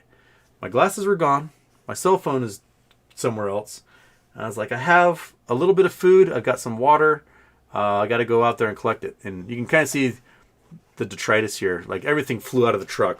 I had a canopy on the back and all my bedding and everything back there and rock tools. And those were all over the desert. And I managed to find in a 5-gallon water jug, actually this blue jug that's here, it was torn open on one side and there's about a gallon of water left out of the 5 gallons. It's kind of dirty, but like, you know what? I can drink dirty water to survive. And I found one Coca-Cola, this guy here. and I was like, okay, I got 140 calories of Coca-Cola, got a gallon of water, a 30-mile walk. I can do that if I need to. It wasn't too hot. It was like 85 degrees that day, so it wasn't a scorcher. And I'm on my hands and knees, like literally looking for my glasses and my cell phone, when you can kind of see this truck up here in the corner. This guy drove by. It was like 10 minutes after the crash, and he pulled up. The first car I'd seen in 4 hours, first human being. And he was like, dude, how are you not dead? And I was like, I don't know. And he said, like, are you injured? And I said, I don't know. I might be in shock and just not, my brain's not acknowledging that there's like a giant piece of metal sticking on my side. So could you please triage me and see if I'm injured? And he like checked me over. He's like, no, you look pretty good. And then he asked if there was a tow rope. And I said yes, because it's a blind turn, right? So anyone coming around could just smash into me. And I had a big 20-foot tow rope, and so I found that sucker. That was easy, bright green, just laying strung across the desert. And so he used his truck and towed me off the road, and I kind of went into shock at that point. I was like, tasting the copper in my mouth from adrenaline and like shaking. And he just started like calmly picking up all my things off the desert and throwing them in the back of the truck. And he found my cell phone eventually and my computer and a bag of clothes. So he loaded those into his truck. We kind of put the rest in the back of my truck, and then he was a wonderful man. He was out. He was for Barrick Gold. He was a geotech for Barrick Gold for one of the gold mines, and he had the day off. And he's gonna go elk hunting, and I kind of ruined his elk hunting trip by him rescuing me. But he drove me the 110 miles back to Elko to report the accident to the sheriff, and then took me to a hotel and dropped me off and gave me his number in case I needed any help or anything. But he obviously had first responder training, because the questions he asked me and the way he kept getting me to talk and stuff to like stay out of shock. Because like while he's picking up my stuff, I was like, I need to sit down and maybe throw up. And he's like, do your thing. And I was like, Brrr! Then all of a sudden it's like, I need to eat 5 steaks. I am very hungry. But he's a wonderful man. He rescued me on the desert. Everyone thought I should be dead. Even the tow truck drivers, when I met them, were like, wanted to shake my hand because they'd never seen a rollover accident like this that hadn't been absolutely bathed in blood. So if you guys don't realize it, it's impossible to kill me apparently, and I shall be immortal forever. Right, monkey? She agrees. So anyway, there, revisiting that whole sucker. It was a gnarly crash, and I missed that truck. That truck had done very well for me. I had many, many wonderful adventures with it. C'est la vie. Shit happens in the desert when you're driving around. Okay.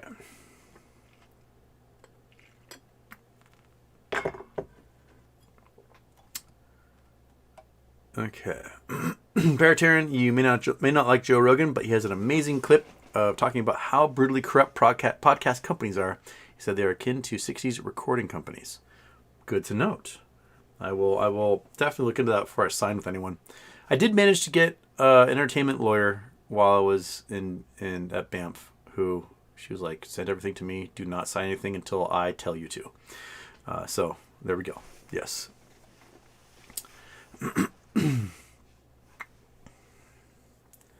Okay.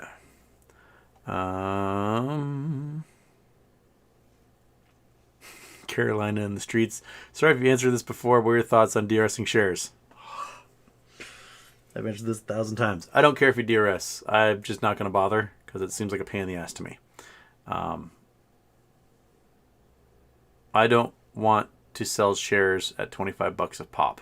That just does not seem right to me. I'm not an insider. I have no intention of being an insider. DRSing is for insiders so they can lock their shares away and maintain their voting ability.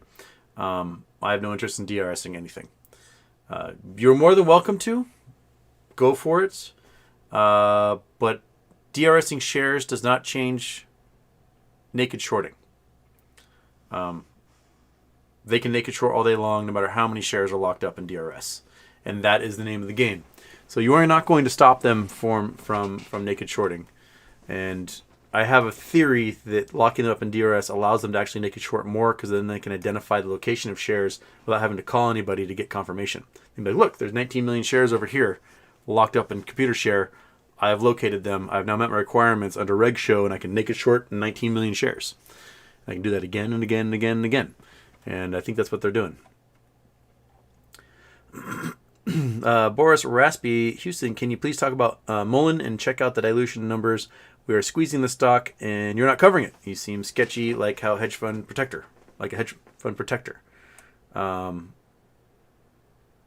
Okay. Mullen can squeeze. It can. But the problem is they're stuck in a debt cycle. They can't sell any products because they can't get any semiconductors. You need 2,000 plus semiconductors per electric vehicle, and they can't get any of them.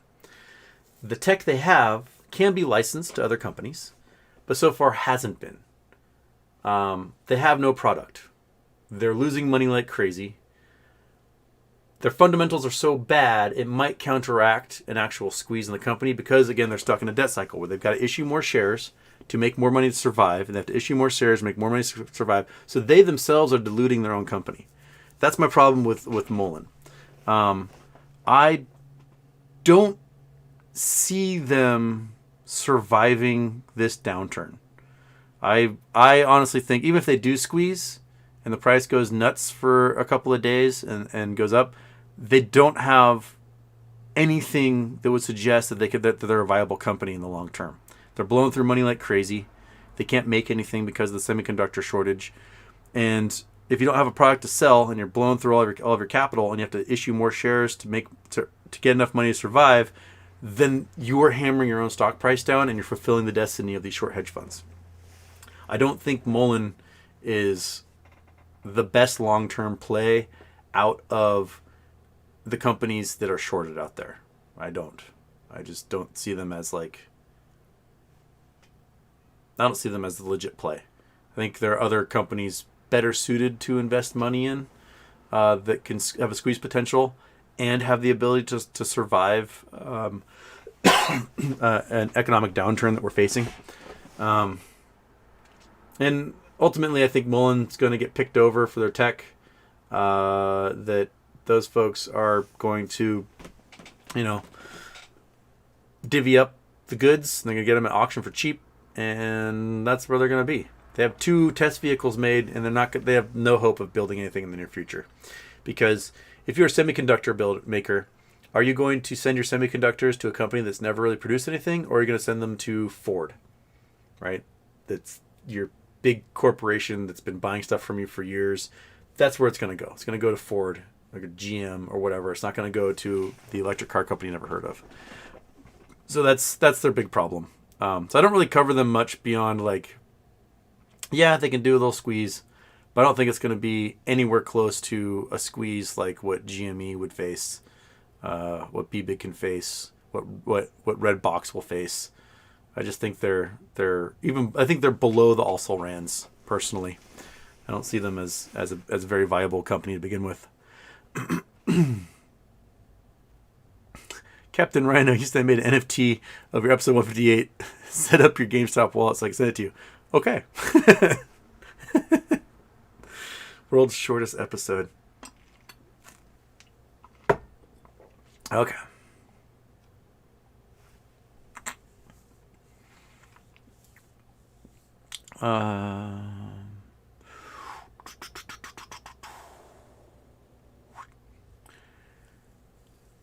Cody Blakely, here's advice for anyone who hasn't realized that renting is more expensive than owning. Find a real estate investor group and act like you're going to make a huge investment because you are.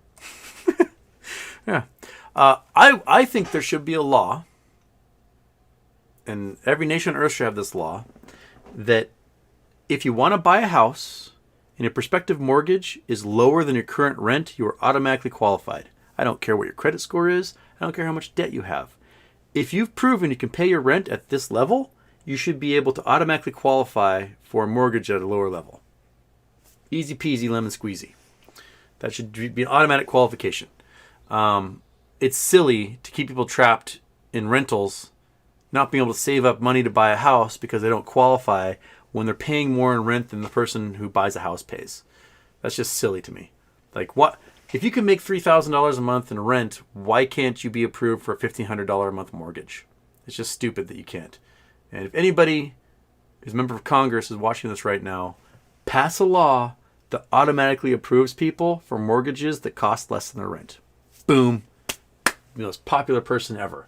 They will sing your praises and will increase home ownership in this country. And also get rid of credit scores to begin with, because credit scores are completely unnecessary and a total scam. We went 100 years without credit scores. Credit scores have only existed since, 1989? That's when credit scores existed. We managed to have credit cards and home mortgages and things like that prior to that. Other countries don't have FICO scores. Why do we use that crap? Just get rid of it. Be gone. Start all over again.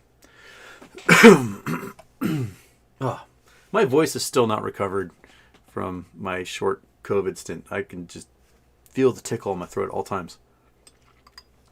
Keep testing myself. Keep testing negative. But I just talking for an hour and a half really eats away at the old vocal cords. Okay.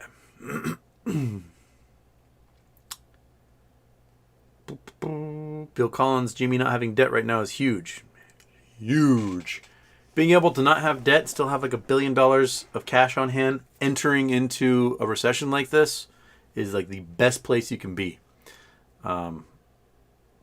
That's where you want to be, because again, if discretionary income is hurt as much as I think it's going to be as a result of inflation in this recession, then people might be buying video games less than they normally would. So you need to be able to outlast whatever damage to sales that this lack of discretionary income will cause.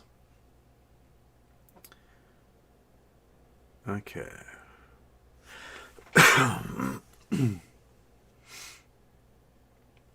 Kenny sucks. People still went to the movies during the Great Depression. That's true, but the movies were 5 cents. You can find a nickel on the ground to go to the movies. You can't find $12 on the ground to go see a movie. Where's Big Dog? Snoopy is currently with my sister. So my sister, I had to take him to a kennel for the week while I was in Banff. And my sister flew home to see her family this weekend, so she picked him up. The dog's with them this weekend. I'm picking him up tomorrow night because I've got to go to the city and lead a field trip for my students. So I'm going to pick up the dog then. Yeah, so he'll be back. You'll see him on Monday. Monkey Butt's enjoying like the peace and calm of the big cat is like all over the house. Like, this is great. Oh, life is so wonderful. That big evil thing isn't chasing me around. And then he's going to come back for another 3 months of torture.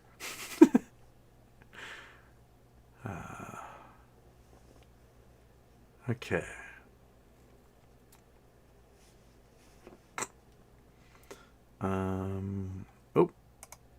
Unpaid overtime.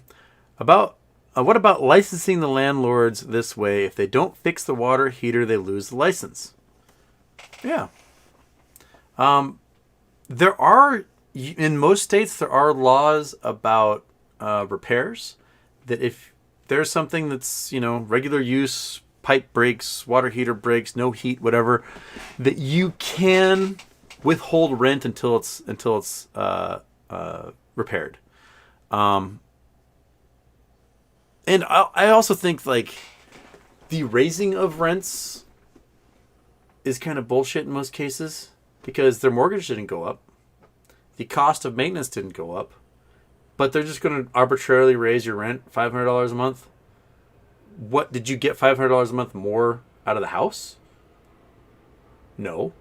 You have the same house you had before. Their mortgage is exactly the same. The taxes are probably the same. Maybe if the taxes go up, I can understand passing that along to the tenant. But if, I didn't get new floors or, new washer and dryer, an improved heating system during that time, then why would I pay extra anything? There's a reason why one of the first things Mao did when he took power was they hung all the landlords. Right? Like, they just,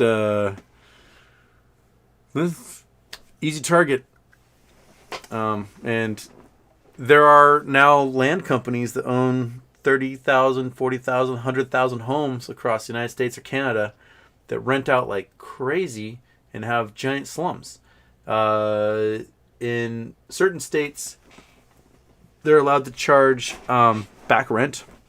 There's a great documentary about this shitty little dude, Ivanka Trump's husband. Jared. Jared Kushner. So his family's company, they're slumlords. They own homes all over the East Coast, apartment buildings, apartment complexes. And in certain states, there's a scam that can be done by the landlord where you say your rent's due on the 1st. And if you pay on the 2nd, right, they have a rider in there that can charge you like $100 late payment fee. But they don't tell you. So you pay your rent on time the next month on the 1st, and you didn't pay that $100 late fee, you get charged another late fee of $100. And you get to a point where maybe you missed the date of your rent one time by one day, and after a year, you now owe like $1,200 in late fees. And so you get a bill for an extra $1,200 that you were not expecting to have to spend. And if you're living in a slum, you don't have $1,200 lying around. And then they evict you. And then they sue you. And then you end up owing tens of thousands of dollars to them in legal fees over this lawsuit for $1,200. And then they just crap on your credit for the rest of your life, and they dock your pay, and it's pretty gnarly. The Dirty Money series on Netflix did a fantastic 2-hour documentary about how the Kushners and other companies do this to poor people all the time, and essentially like evict them, make them owe tens of thousands of dollars on one late payment because they never told them that there was that $100 fee that they owed the next month, and just screws them over. It's really brutal. I highly recommend watching that documentary. The Dirty Money series on Netflix is really good. I think there's only 2 seasons so far. But each one of those documentaries is just like mind-blowing. It goes really in depth, covers a lot of scams that happen, like payday loans, conservators, like the people that somehow con their way into becoming the power of attorney for an old person and steal all their belongings. The cool short selling of like evil pharmaceutical companies. What other ones were there that were really nifty? Trump University, I think, was one of them also. But they're fantastic to watch. I highly recommend that docu-series. You learn a lot. And, they're really well put together, too. Okay. Got 15 minutes left before my voice totally leaves me forever. All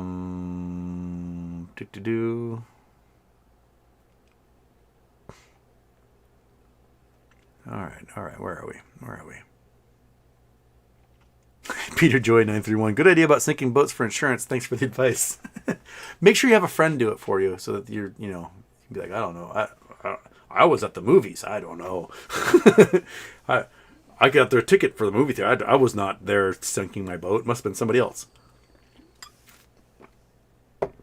And a roll, Nick Houston. I'm so happy to catch a live show again. Finally, I live in a New York suburb, and holy moly, suddenly Hampton rentals and New Jersey Shore seasonal rentals are popping up at a deep discount. Yep, because people can't afford to drive there. Like, I had originally planned that my gas total was going to cost like $300 to get to Banff and back, and it was like $700. So I did not expect to have to spend that much in gasoline. I would have like flown and taken the airporter for $300 than drive if I had been more organized. But it's a beautiful drive. I love that drive. Whichever direction you come from. I went basically up to Vancouver and over on the way there, and then I went down through Idaho and back across Washington on the way back. It's beautiful. Lots of awesome mountains and geology to look at the whole way. So at least I got to see that. Okay. Scott Paulin. Colombian government just found 2 boats full of gold. Pretty cool pics from the ROV. I'll have to check that out. Colombian.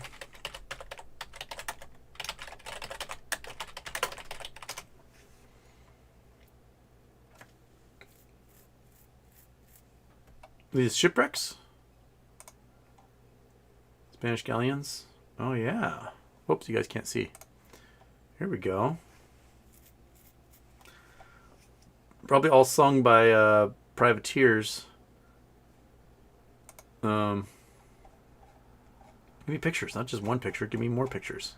Do you have more pictures? Give me pictures. Give me pictures. Give me pictures. Go away. 17 billion. Dude.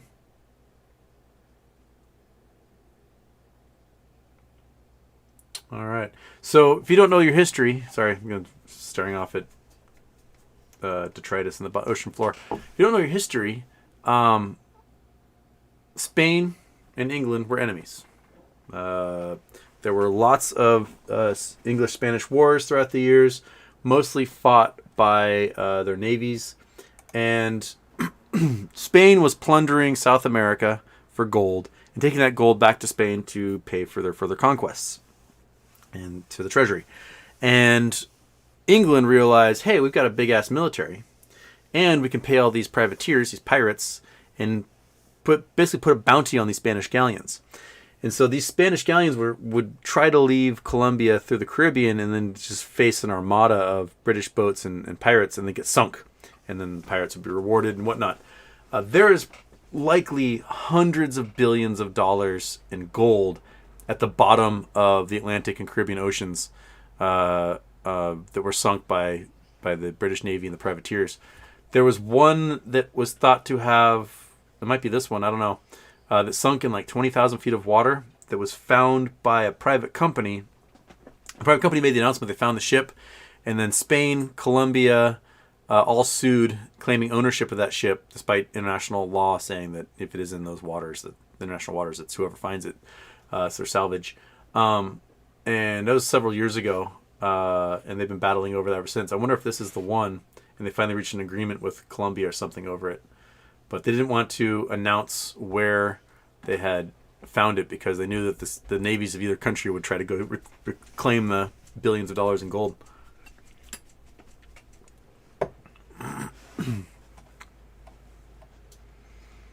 Okay.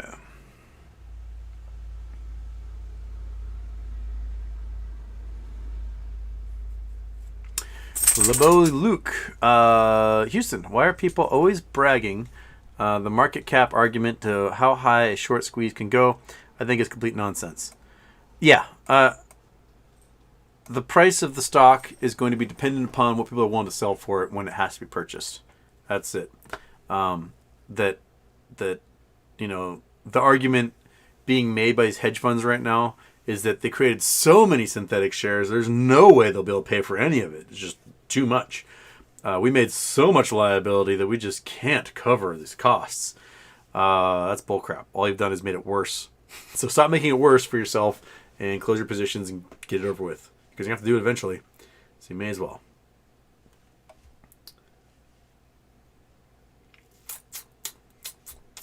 Bones. I thought I-bonds have a limit of 10K. I don't know enough about them, but my guess is that you just purchase more. You buy 10K, and then you buy 10K again, and you buy 10K again. You just do a whole bunch of them.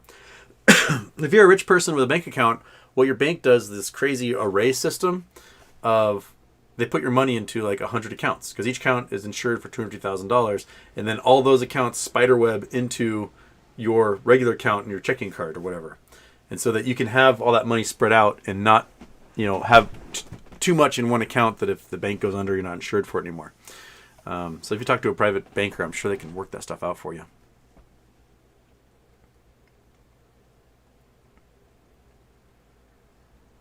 Okay.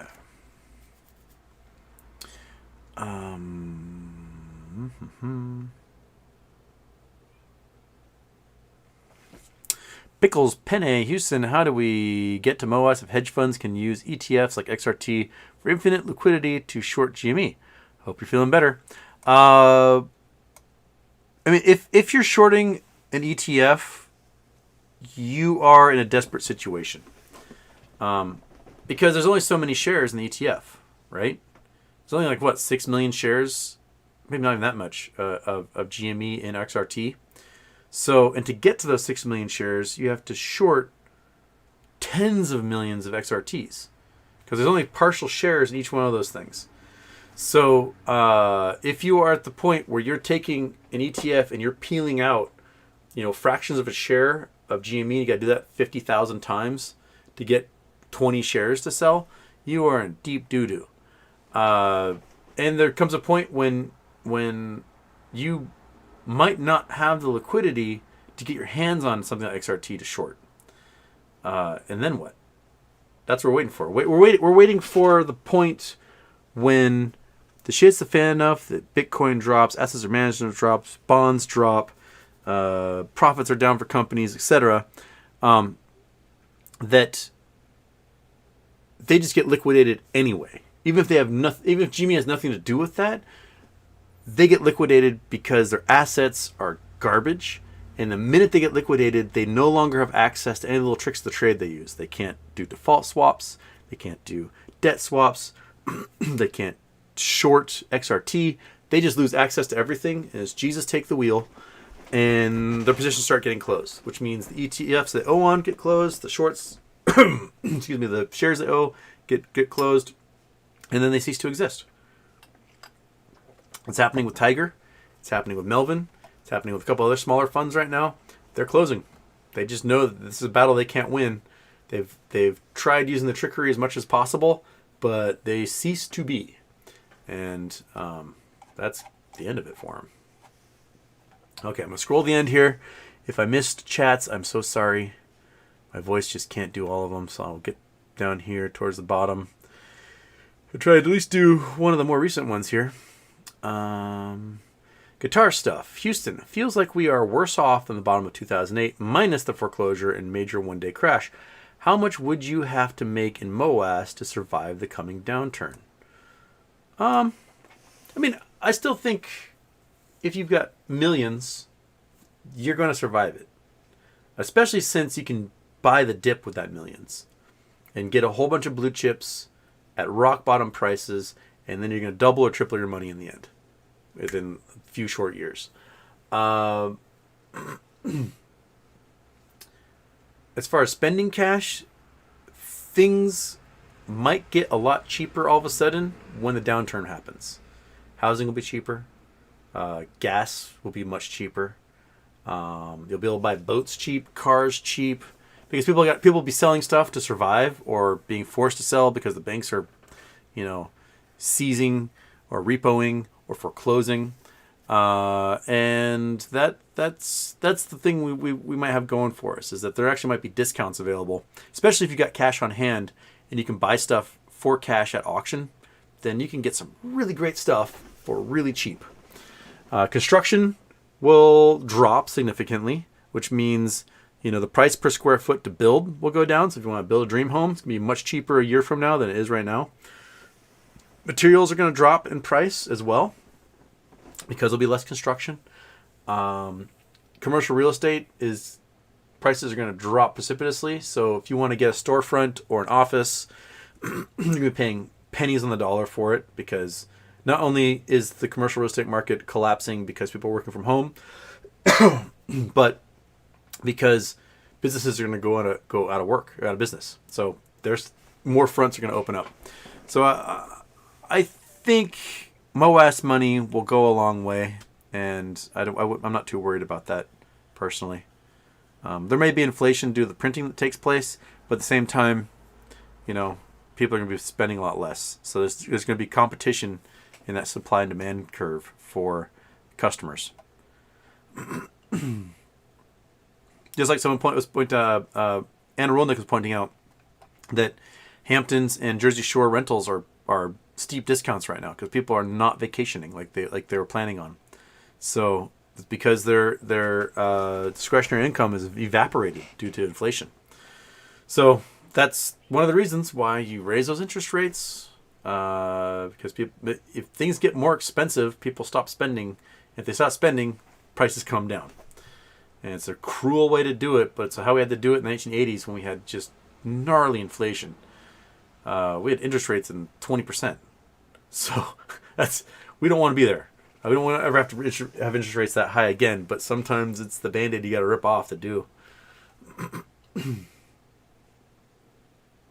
Okay.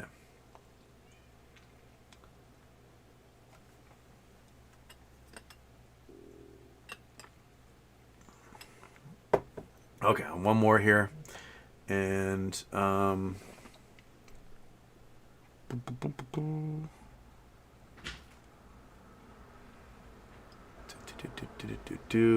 Best the rest says home sales in their area have dropped off 5%. I think we're going to start seeing that happen a lot more.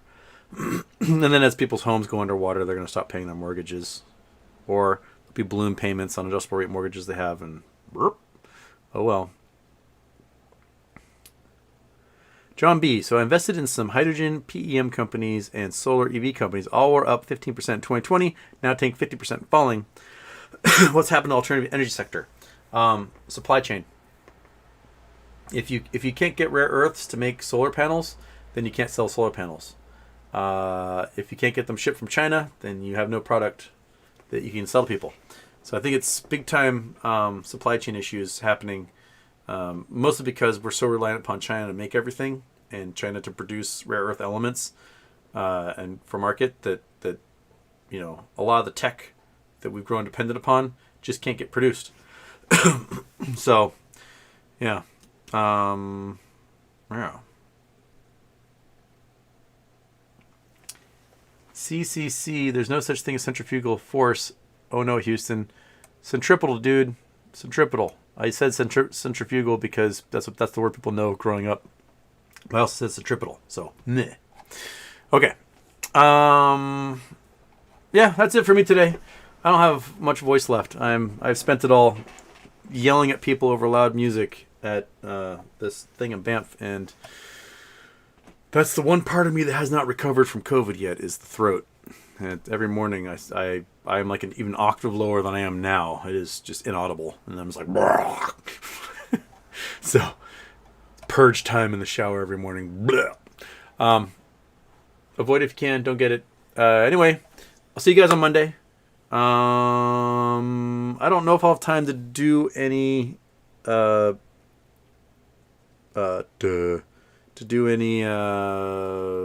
Twitch streams. I have a lot of grading I got to get done this weekend. I got to do that field trip tomorrow. I've got like 500 things to grade. It's gonna be a nightmare.